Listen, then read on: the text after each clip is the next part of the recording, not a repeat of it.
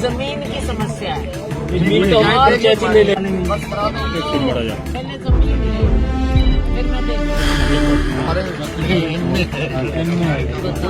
फिर मैं कोई बढ़ाई नहीं है और बारिश करता बस स्टैंड में बैठ गए ये किया हुआ है। मैं भी था पहले अब गाँव में जब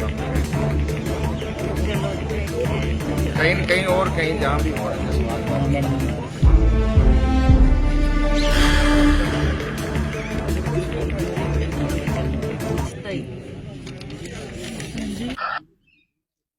ये मैं आपको इसलिए दिखाना चाह रही थी, आपको दे भी देंगे हम, कि किस प्रकार से देश के गृह मंत्री ने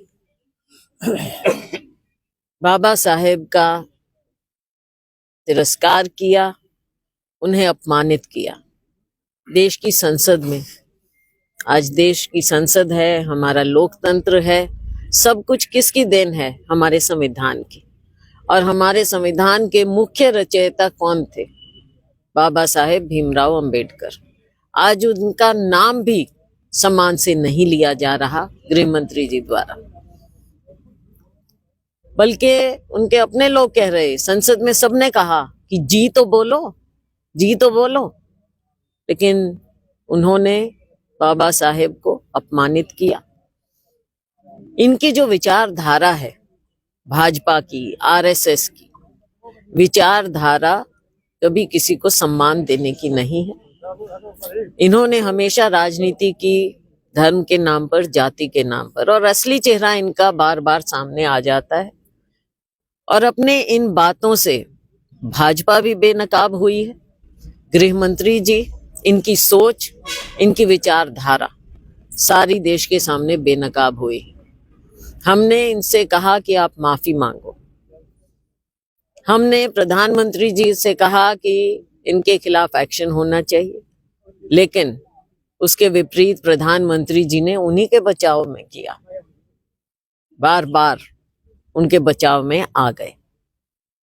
आप समझ सकते हैं कि देश में, जिस देश का ग्रंथ उसका संविधान हो, उसके मुख्य रचयिता के बारे में इस तरह की टिप्पणी की जाए, तो क्या ये देश के किसी भी नागरिक, मैं इसलिए कह रही हूं क्योंकि हमारा संविधान हर एक नागरिक के अधिकारों की रक्षा करता है। हर एक नागरिक, किसी भी जाति का, किसी भी धर्म का। और ये कहने में भी मुझे कोई संकोच नहीं है कि बाबा साहेब,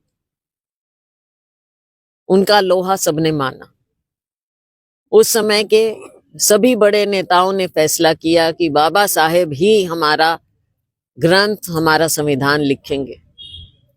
सबने माना था। ये नहीं कि वो दलित हैं इसलिए, लेकिन क्योंकि वो सबसे काबिल व्यक्ति माने गए उस समय। अर्थशास्त्री भी थे, विधि भी जानते थे, इसलिए उन्होंने हमारे संविधान की जब रचना की तो सबने उस बात को माना। आज के दिन भी जब संविधान का नाम लिया जाता है या कॉन्स्टिट्यूएंट असेंबली के डिबेट्स की बात की जाती है, तो सबसे पहले कहते हैं कि डॉक्टर अंबेडकर ने ये कहा, डॉक्टर अंबेडकर ने वो कहा। पर आज भारतीय जनता पार्टी, सत्ता पक्ष, सरकार उनका अपमान कर रही है। चुनाव आते हैं, कभी दलितों के नाम पर वोट मांगना, कभी किसी जाति की बात करना, ये इनकी आदत हो गई है। लेकिन असली में जिस विचारधारा से ये हैं, ये कभी किसी को नहीं मान सकते। बाबा साहेब दलितों के, पिछड़ों के, कमजोर वर्ग के, हर नागरिक के एक आइकॉन है। सब उनकी ओर देखते हैं, और उनका अपमान करना संविधान का अपमान है। उनका अपमान करना हर नागरिक का भी अपमान है। हमने ये बात संसद में उठानी चाहिए। संसद में तो आपने देखा, ये उठाने ही नहीं देते, विपक्ष को आवाज ही नहीं देते हैं, ये माइक ऑफ हो जाते हैं। जब हमने बाहर प्रदर्शन किया तो सत्ता पक्ष, और ये होता नहीं है, सत्ता पक्ष ने बाहर आकर स्टिक्स पे, डंडियों पे, जो कि अलाउड नहीं है, डंडियों पर इश्तेहार पोस्टर लगाकर संसद की सीढ़ियों पर बैठे, खड़े हुए, रास्ता रोका। जबकि स्पीकर साहब की साफ तौर पर डायरेक्शन है कि वहां पर स्टेप्स पर, सीढ़ियों पर कोई प्रदर्शन नहीं करेगा। हम पहले करते थे, लेकिन हम रास्ता छोड़ते थे। लेकिन जब स्पीकर साहब ने कहा तो हमने सीढ़ियों पर करना बंद कर दिया, हम नीचे आकर करने लगे। हम हाथ में पोस्टर उठाते, हमने कभी स्टिक्स नहीं उठाए, डंडियां नहीं उठाई। क्या मंशा थी उनकी? हमने प्रदर्शन किया, शांतिपूर्वक प्रदर्शन किया, और जब हम वहां संसद तक पहुंचे बाबा साहेब की स्टैचू से चलकर, तो उन्होंने हमारा रास्ता भी रोका, सामने नारेबाजी की, धक्का मुक्की किया। हमारे अध्यक्ष जी जमीन पर गिरे, वो वहीं बैठ गए, प्रियंका जी बैठ गई, बहुत से हमारे साथी हम वहां बैठ गए। राहुल जी को उन्होंने रोका, धक्के मारे, और अब उल्टा उन्हीं पर एफआईआर, केवल और केवल ध्यान भटकाने के लिए कि असली मुद्दा क्या है। लोग उत्तेजित हो रहे हैं, खास तौर से जो हमारा शोषित वर्ग है, कि बाबा साहेब को ऐसे क्यों अपमानित किया, तो उसे ध्यान भटकाने के लिए अब राहुल जी को बीच में ले आए, उनके ऊपर एफआईआर कर दो। ये तो सारा उल्टा काम, उल्टा चोर कोतवाल को डांटे, उन पे एफआईआर हो रही है। इससे ज्यादा हास्यास्पद बात क्या होगी? आप बाबा साहेब को अपमानित करते हैं, उनका नाम आप मखौल में बोलते हैं, एक बार नहीं, दो बार नहीं, बार बार आप मखौल उड़ाते हैं। कांग्रेस पार्टी इसके खिलाफ आवाज उठा रही है। आज हम आपसे मीडिया से बात कर रहे हैं।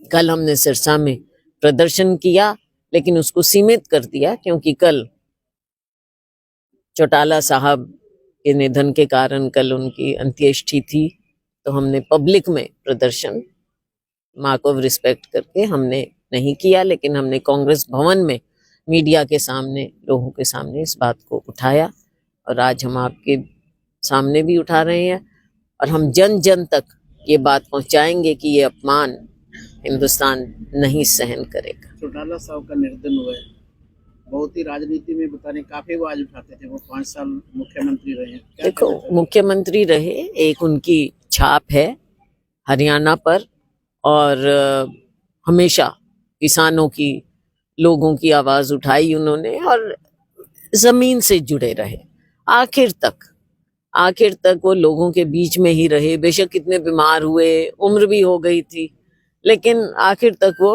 लोगों के बीच में घूमते रहे। अंत तक सारी उम्र उन्होंने लोगों की, गरीबों की, किसानों की आवाज उठाई। मैडम, आपने सांसद बनने के बाद रतिया, फतेहाबाद, सिरसा क्षेत्र, इधर रेलवे लाइन के लिए मांग उठाई थी, उसमें क्या बनाया? क्या बनना है? हम तो उठाते रहेंगे। 10 साल इनके मिले, कुछ बनाया? एक ईंट लगाई, वायदे भी किए, वो भी पूरे नहीं किए, ना रेलवे लाइन के ना और चीजों के। इनसे उम्मीद क्या? लेकिन हमारा फर्ज है, आपने मुझे बनाया है, मैं यहाँ की आवाज जरूर उठाऊंगी, संसद में उठाऊंगी, जहाँ होगा हम बिल्कुल आवाज उठाएंगे। जो भी मुद्दे सामने आते, घग्गर की भी बात हमने उठाई, बहुत सी बातें हैं, समय समय पर आगे हम उठाते रहेंगे। गदर की जहाँ तक बात है मैडम, अब तो कैंसर बहुत ज्यादा फैल गया, बिल्कुल और ठीक है। सिरसा फतेहाबाद जिले में तो खास करके मैं आपको क्या अनेकों बताऊं, मौतें हो रही हैं, इसको लेकर कोई बुलंद आवाज उठेगी? मैं आपको क्या बताऊं। मैं अब, मुझे लगता है, मैंने उठाई थी ये बात भी, हमने लिखा है इसके बारे में भी, लेकिन मैं आपको या तो अपने सोशल मीडिया पे डालूंगी। मैं कितनी चिट्ठियां लिखती हूँ, आज भी मेरे पास 1-2 शायद वहाँ पे फतेहाबाद में मिले। हर रोज मुझे कैंसर से पीड़ित लोग मिलते हैं। हर रोज मैं माननीय प्रधानमंत्री जी को चिट्ठी लिखती हूँ कि राहत कोष से इनकी मदद की जाए।